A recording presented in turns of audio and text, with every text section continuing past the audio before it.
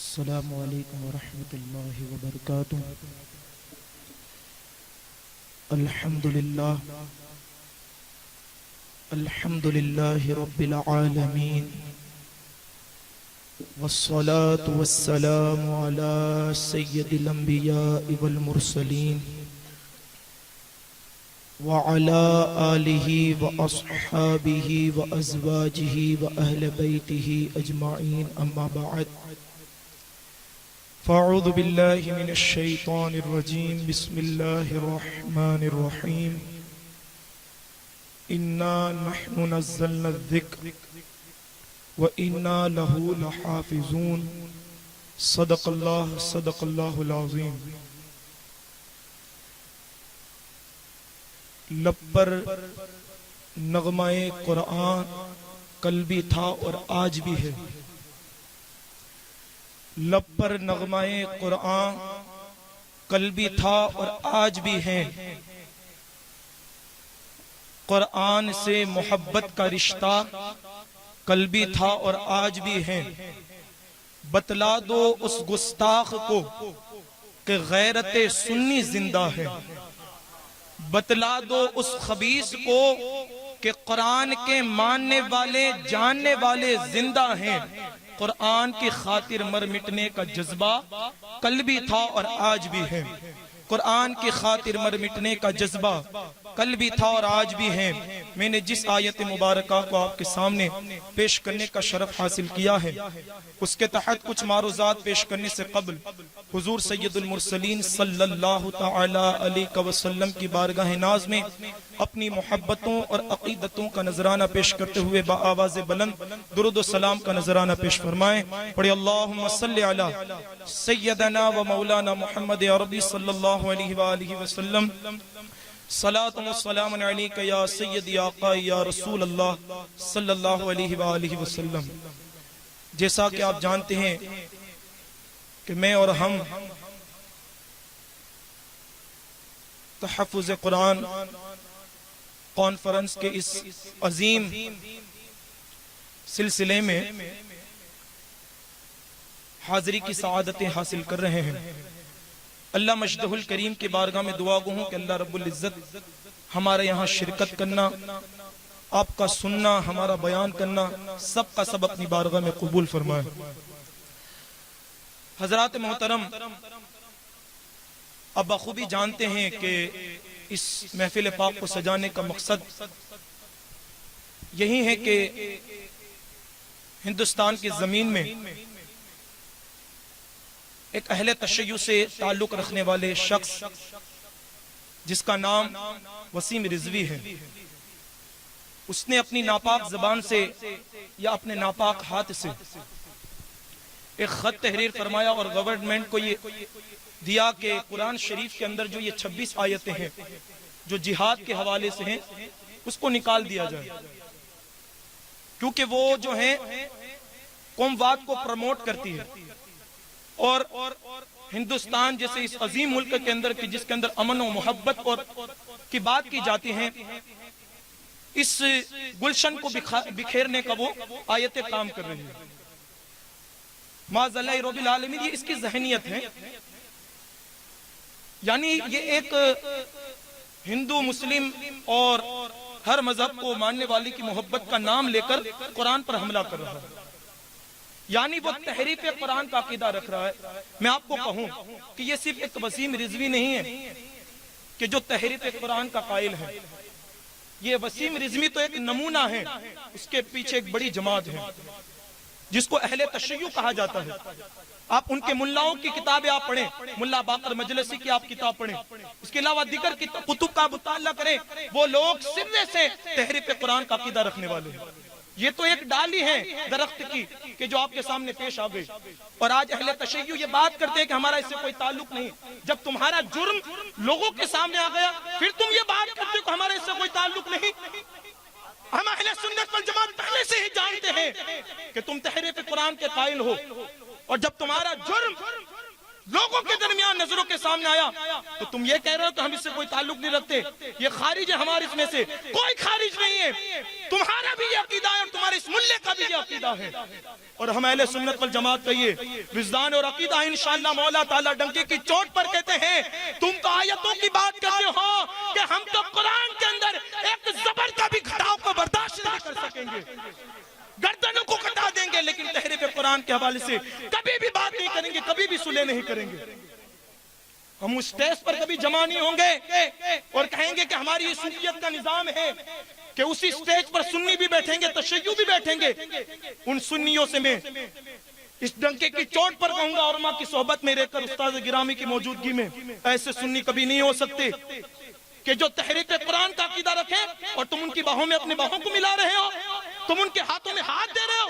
یہ صوفیت نہیں بلکہ سنیت سے غداری ہے، سنیت سے غداری ہے۔ تم کو تو یہ ہونا چاہیے تھا کہ یہ علماء نے اپنی آواز بلند کی، صوفیت کا نام لینے والا اب تم کہاں چلے گئے؟ ایک اسٹیج پر شیعوں کو جمع کرنے والا اب تم کہاں چلے گئے؟ کہاں جا رہے ہو؟ افسوس کا مقام ہے، افسوس کا مقام ہے۔ اور سب سے پہلے تو میں ان گستاخوں کو کیا کہوں، سب سے پہلے تو قرآن کے حوالے سے یہ بات سن کر سنیو تمہارے دل جل جانے چاہیے۔ یہ غفلت کی نشانی ہمارے لیے ہے کہ آج قرآن پر لوگ حملہ کر رہے ہیں لیکن سنیت کو کوئی فکر نہیں۔ میں غور کر رہا تھا استاد گرامی کہ آج ہماری غفلت کا مقام کیا ہے۔ سنیں کہ وسیم رضوی کہ جس نے گستاخی قرآن کی تھی، اب مجھے بتائیے اس نے کیا کہا کہ اس 26 آیتوں کو، اس کا مطلب یہ کہ وہ قرآن کو پڑھتا ہے، قرآن کو سمجھتا ہے، تبھی تو اسے پتا ہے کہ 26 آیتیں قرآن میں جہاد کے حوالے سے ہیں۔ اگر میں اس محفل میں پوچھوں کہ ذرا بتاؤ کہ نماز کے حوالے سے قرآن میں کتنی آیتیں ہیں، آپ میں سے کتنے لوگ جواب دیں گے؟ جہاد کے حوالے سے کتنی آیتیں ہیں، آپ میں سے کون جواب دیں گے؟ ہم نے تو یہ چاہیے تھا کہ صبح کے وقت اپنے بچوں کے ہاتھوں میں T V screen T V mobile دینے کے بجائے اپنی بچوں کے نگاہوں کے سامنے ٹی وی اسکرین رکھنے کے سامنے کاش ان کی نگاہوں کے سامنے ہم قرآن کی تفسیروں کو رکھتے، کاش ان کی نگاہوں کے سامنے ہم قرآن کو رکھتے، تو آج ہمارا بچہ یہ کہتا ہوا نظر آتا ہے، او وسیم رضوی ظالم تو کیا کہہ رہا ہے؟ ہم نے اپنے اسلاف کی زندگی کو پڑھا ہے، تو کہتا ہے کہ قرآن کو مٹائیں گے۔ ارے ہم نے ہمارے بابا حسین کی زندگی کو پڑھا ہے، انہوں نے گردن کو دے دی لیکن قرآن پر آج آئے کبھی انہوں نے ایسا برداشت نہیں کیا ہے۔ کہاں جا رہے ہیں آپ؟ کہاں جا رہے ہیں؟ بائیکاٹ کریں، بائیکاٹ کریں، لیکن آج ہمارے بائیکاٹ کرنے کا نظریہ کیا ہے؟ نظریہ کیا ہوتا ہے؟ سوشل میڈیا کا زمانہ ہے، لوگ اس کی تصویر پر لال نشان لگا دیتے ہیں، کچھ لوگ جوتے لگا دیتے ہیں، کچھ لوگ کتے کی شکل کو اس کے چہرے پر لگا دیتے ہیں، کچھ لوگ سور کی نشانی کو اس کے چہرے پر لگا دیتے ہیں۔ سنیو یہ بائیکاٹ نہیں ہے، یہ بائیکاٹ نہیں جو تم بائیکاٹ سمجھ رہے ہو، یہ تو دھوکہ ہے، دھوکہ قرآن سے۔ یہاں ہاتھ میں موبائل لیا، نیٹ شروع کیا، واٹس ایپ کو کھولا، فیس بک کو کھولا، اس کے اندر جو آپشن آتا ہے اسٹیٹس کا، وہاں جا کر وسیم رضوی کے چہرے پر کتے کا نشان لگا کر تم اپلوڈ کر دیتے ہو۔ بس یہ ہماری محبت یہاں تک ختم ہو گئی، پھر آگے کچھ لینا دینا نہیں۔ یہ محبت نہیں ہے قرآن سے، یہ وسیم رضوی کا بائیکاٹ نہیں ہے۔ اب میں تمہیں بتاؤں کہ وسیم رضوی کا بائیکاٹ کیا ہے، کہ جب تمہارے کانوں تک یہ صدا پہنچی کہ اس خبیث نے قرآن کے گستاخی کی، تو آج ہر سنی کو یہ چاہیے کہ ہم اپنے مدرسوں کو آباد کریں، اپنے مدرسوں کو آباد کریں، اپنے دارالعلوم کو آباد کریں۔ جو ہمارے بچے ابھی تک مدرسوں کی دہلیز تک نہیں پہنچے ان کو ہم مدرسوں تک پہنچائیں۔ یہ بائیکاٹ ہے دراصل، اپنی مسجدوں کے اندر ہم قرآن کی تعلیم کو عام کریں۔ یہ بائیکاٹ ہے کہ جب تمہارا بچہ جانے گا کہ ہمارا یہ عقیدہ ہے اِنَّا نَحْنُ نَزَّلْنَا الذِّكْرَ وَإِنَّا لَهُ لَحَافِظُونَ، کہ قرآن کو ہم نے نازل فرمایا ہے اور ہم اس کی حفاظت فرمانے والے ہیں۔ یہ قرآن، یہ اللہ کا واضح حکم ہے۔ میں یہ سوچ رہا تھا کہ جب یہ ویڈیو وائرل ہوئی، لوگوں نے دیکھی، لوگوں نے باتیں کی، تب میں ذہن میں سوچ رہا تھا کہ بھائی فرانس کے اندر قرآن کو جلایا گیا، اس خبیث نے گستاخی کی، حالانکہ اللہ تو یہ فرماتا ہے اِنَّا نَحْنُ نَزَّلْنَا الذِّكْرَ وَإِنَّا لَهُ لَحَافِظُونَ، کہ ہم نے ہی قرآن کو نازل فرمایا اور ہم اس کی حفاظت فرمانے والے ہیں، تو پھر یہ سب کیوں ہو رہا ہے؟ یہ قابل غور بات ہے، یہ سوچنے کا مقام ہے کہ جب اللہ حفاظت کرنے والا ہے تو معاذ اللہ رب العالمین کہیں قرآن کو جلایا جا رہا ہے، کہیں گٹروں میں معاذ اللہ پھینکا جا رہا ہے، کہیں گستاخی کی جا رہی ہے، کہیں آیتوں کو نشانہ بیان جا رہا ہے. یہ کیوں ہو رہا ہے؟ یہ کیوں ہو رہا ہے؟ حالانکہ اللہ حفاظت فرمانے والا ہے. بے شک اللہ ہی قرآن کی حفاظت کرنے والا ہے. جیسا 1400 سال پہلے حضور پر جیسا نازل ہوا تھا قیامت تک ایسا ہی رہے گا. نہ اس میں زبر میں کمی آ سکتی ہے، نہ اس کے ذہن میں کمی آ سکتی ہے، نہ اس کے نقطوں میں کمی آ سکتی ہے. لیکن جو یہ ہو رہا ہے اے مسلمانوں، یہ تمہارے لیے آزمائش ہے، یہ تمہارے لیے آزمائش ہے دنیا کے اندر کہ ذرا دیکھا تو جائے کہ جو قوم قرآن کو ماننے والی ہے ان کے دل قرآن کی گستاخی سے کیسے جلتے ہیں، کیسے جلتے ہیں.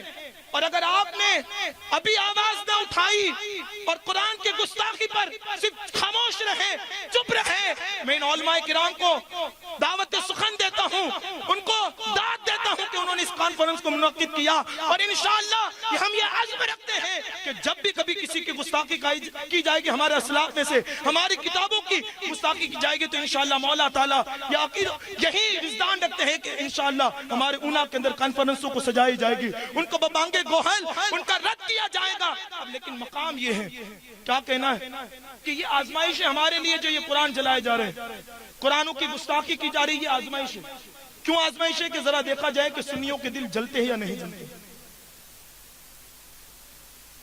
یہ دیکھا جائے. اور آپ خوب دیکھیں کہ اونا اتنا بڑا ہے. ہم نے کانفرنس کو منعقد کیا، جتنے آئے اللہ رب العزت ان کو بے پناہ برکتیں نصیب فرمائے. ہم اس محفل سے غور کریں کہ ہمارے دلوں میں قرآن کی محبت کتنی ہے. اس محفل سے غور کریں آپ، قرآن کی محبت کتنی ہے ہمارے. لوگ کہتے ہیں امام صاحب ہم تو اپنے طاقوں کے اندر قرآن کو سجا رہے ہیں. میں کہتا ہوں کہ طاقوں میں سجانے سے قرآن کی برکتیں ملتی ہیں، لیکن اگر اس کو طاقوں میں سجانے سے پہلے اگر تم نے سینے میں سجا لیا ہوتا، اس کی بے پناہ برکتیں تمہیں نصیب ہوتی.